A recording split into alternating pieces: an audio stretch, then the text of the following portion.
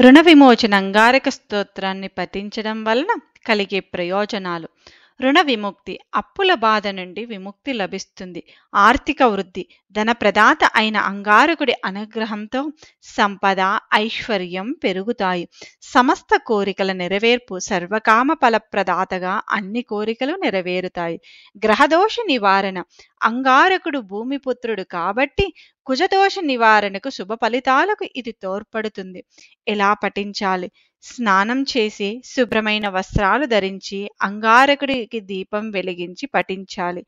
దీపం వెలిగించడానికి కుదరని వాళ్ళు భక్తితో, ఏకాగ్రతతో ఈ స్తోత్రాన్ని పఠించడం ద్వారా మంచి ఫలితాలు లభిస్తాయి. ఈ స్తోత్రాన్ని రోజు లేదా మంగళవారం రోజున పఠించడం వలన మంచి ఫలితాలు పొందవచ్చును. మరి ఆ స్తోత్రాన్ని నేర్చుకుందామా?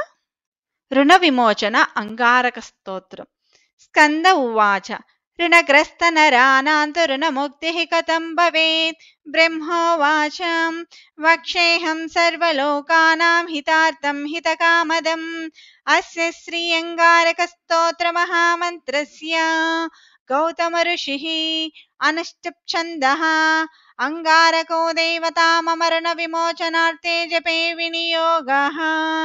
ध्यानं धरणीगर्भसम्भूतं विद्युत्कान्ति समप्रभं कुमारं शक्तिहस्तं तं कुजं प्रणमाम्यहं. रक्तमाल्याम्बरधरः शूलशक्तिगदाधरः चतुर्भुजो मेषगतो वरदच्छदराशुतः. अथ स्तोत्रं. मंगलो भूमिपुत्रश्च ऋणहर्तादनप्रदः स्थिरासनो महाकायः सर्वकर्मावबोधकः लोहितो लोहिताङ्गच्च सामगायी कृपाकरः धर्मराजः कुजो भौमो भूमिजो भूमिनन्दनः अंगारको यमच्चैव सर्वरोगापहारकः सृष्टिकर्ता पहर्ता च सर्वकामफलप्रदः भूतितो ग्रहपूज्यश्च वक्त्रो रक्तवपुः प्रभुः. एतानि कुजनामानि यो नित्यं प्रयतः पठेत् ऋणं न जायते तस्य धनं प्राप्नोत्य सञ्चयम्. रक्तपुष्पैश्च गन्धैश्च दीपधूपादिभिस्तदा मङ्गलं पूजयित्वा तु मङ्गलेहानि सर्वदा. ऋणरेखाः प्रकर्तव्याः दग्धाङ्गारैस्तदग्रतः सप्तविंशति नामानि पठित्वा तु तदन्तिके ताच्च प्रमार्जयेत्पश्चाद्वामपादेन संस्पृशन्. एवं कृत्वा न सन्देहो ऋणहीनो धनी भवेत्. भूमिजस्य प्रसादेन ग्रहपीडा विनश्यति. येनार्जित जगत्कीर्ति भूमिपुत्रेण शाश्वती.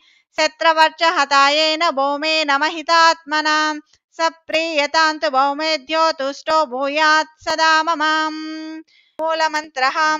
अंगारक महेपुत्र भगवान् भक्तवत्सला नमोऽस्तु ते ममाशेष ऋणमाशु विमोचयम्. अर्घ्यम्. भूमिपुत्र महातेजः स्वेदोद्भव पिनाकिनः ऋणार्थस्वं प्रपन्नोऽस्मि गृहाणार्घ्यं नमोऽस्तु ते. इति ऋण विमोचन अंगारक स्तोत्रं సంపూర్ణం.